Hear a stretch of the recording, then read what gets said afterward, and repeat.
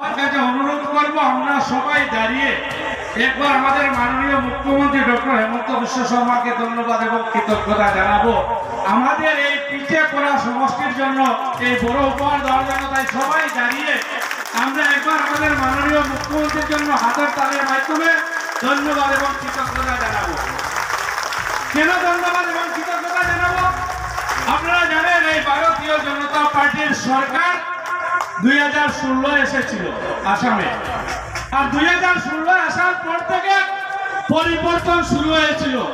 আর 2021-এ যখন আমাদের মাননীয় মুখ্যমন্ত্রী ডক্টর হেমন্ত বিশ্ব শর্মার নেতৃত্বে আসামে দ্বিতীয়বারের জন্য ভারতীয় জনতা পার্টির সরকার হয়, এই দ্বিতীয়বারের সরকার হওয়ার পরে মাননীয় মুখ্যমন্ত্রীর দায়িত্ব নেওয়ার পরে এই আমাদের রামকৃষ্ণনগর সমষ্টির স্বপ্ন পূরণ হওয়ার শুরু আরম্ভ হয়। আপনারা জানেন এই রামকৃষ্ণনগর সমষ্টি একটা সময় রামকৃষ্ণনগর সমষ্টিকে পিছিয়ে পড়া সমষ্টি বলতো, আর ইলেকশন আসলে এই সমষ্টিতে বিভিন্ন সময় বিভিন্নভাবে কংগ্রেসের লিডাররা ইলেকশনের সময় এখানে আসে মিছিল করে বলতেন যে আপনারা এবার এখান থেকে আমাদের কংগ্রেসের প্রার্থীকে বিজয়ী করে দেন, আর আগামী দিনে আমরা এই রাতাবাড়িকে সোনার রাতাবাড়ি বানিয়ে দেব।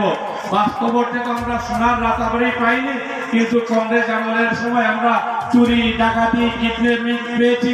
আমরা যদি এই রামকৃষ্ণনগর থেকে যদি দেখি করিমগঞ্জ, রামকৃষ্ণনগর থেকে যদি দেখি শিলচর যেতে হলো 4 ঘন্টা 5 ঘন্টা লাগতো। আর সত্যিকার অর্থে যদি সোনার রাতাবাড়িকে হাত দিয়ে হয়েছে যে আমাদের মাননীয় মুখ্যমন্ত্রী ডক্টর হেমন্ত বিশ্ব শর্মার হাত দিয়ে শুরু হয়েছে। আপনারা জানেন এই রামকৃষ্ণনগরের সমষ্টিতে পিছিয়ে পড়া একটা সমষ্টিতে আমাদের মাননীয় মুখ্যমন্ত্রী ডক্টর হেমন্ত বিশ্ব শর্মা প্রায় 750 কোটি টাকার ব্যয়ে মেডিকেল কলেজের উপহার দিয়েছেন, আর মেডিকেল কলেজের কাজ চলছে। আপনারা জানেন এই রামকৃষ্ণনগর সমষ্টিতে আমাদের মাননীয় মুখ্যমন্ত্রী এটা মহিলা কলেজের উপহার দিয়েছেন, প্রায় 29 কোটি টাকা ব্যয়ে এটা মহিলা কলেজের কাজ চলছে। আর আমাদের এই রামকৃষ্ণনগর সমষ্টিতে আজকে যার হাত দিয়ে আমাদের মাননীয় মন্ত্রী জয়ন্ত বড়ুয়ার হাত দিয়ে আজকে আমাদের এখানে সমজেলার উদ্বোধন হলো, আর আজকে থেকে এই সমজেলার সম্পূর্ণ কাজ শুরু হবে।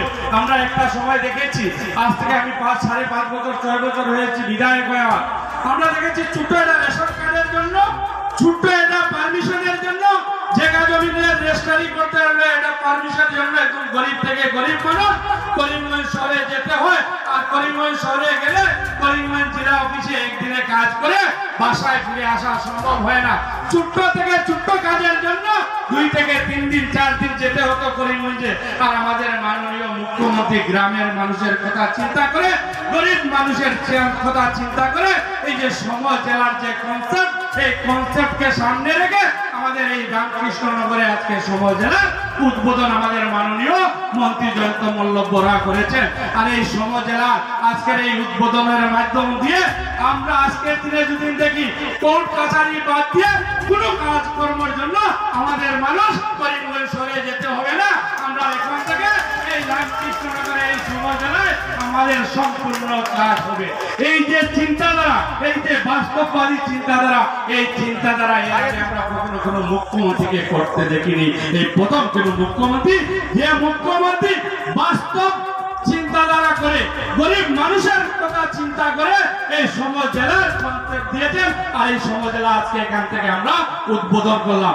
আমরা যারা ভারতীয় জনতা পার্টির কার্যকর্তা, আমরা জানি আমাদের ভারতীয় জনতা পার্টির যিনি জন্মদাতা শ্যামাপ্রসাদ মুখার্জি এবং দীনদয়াল উপাধ্যায়ের স্লোগান কি ছিল যে এই যে সমাজের থেকে পিছিয়ে পড়া মানুষের কথা চিন্তা করতে হবে। আর এই সমাজের পিছিয়ে পড়া মানুষের কথা চিন্তা করে আমাদের মাননীয় মুখ্যমন্ত্রী ডক্টর হেমন্ত বিশ্ব শর্মা এই সমজেলার কনসেপ্ট নিয়েছেন। আর এই সমজেলার এই কনসেপ্টের মাধ্যমে আমাদের গ্রামের গরিব মেহনতি মানুষের আগামী দিনে কাজে আসবে। আমাদের মানুষ ছোট্ট থেকে ছোট্ট কাজের জন্য এখন আর শহরে গিয়ে শহরের বাবুদের টেবুলে ঘুরতে হবে না। এই রামকৃষ্ণনগর অফিস থেকে আপনাদের কাজ হবে।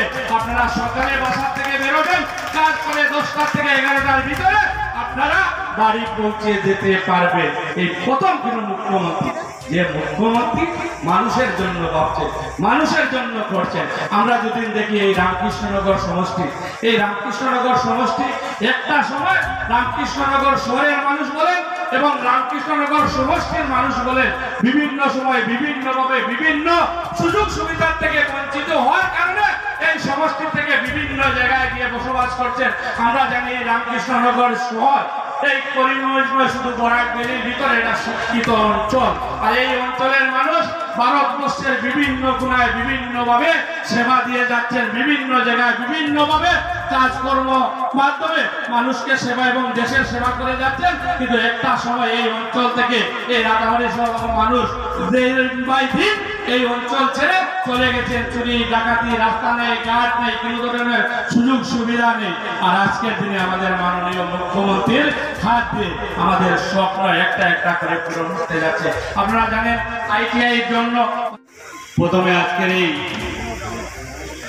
প্রোগ্রামে আমাদের মাননীয় মন্ত্রী জয়ন্তমূলক বড়ুয়া মহাশয়কে ধন্যবাদ এবং কৃতজ্ঞতা জানাচ্ছি। আপনারা জানেন আজকে আমাদের জন্য এটা স্বপ্নের এবং ঐতিহাসিক দিন। কেন বললাম ঐতিহাসিক দিন? আপনারা জানেন এই রামকৃষ্ণনগরের সমষ্টির মানুষ এবং পুরাতন রাতাবাড়ি সমষ্টির মানুষ, আমরা দীর্ঘদিন থেকে আমাদের এই অঞ্চলের মানুষের একটা স্বপ্ন ছিল যে রামকৃষ্ণনগরে সাব ডিভিশন অফিস হবে।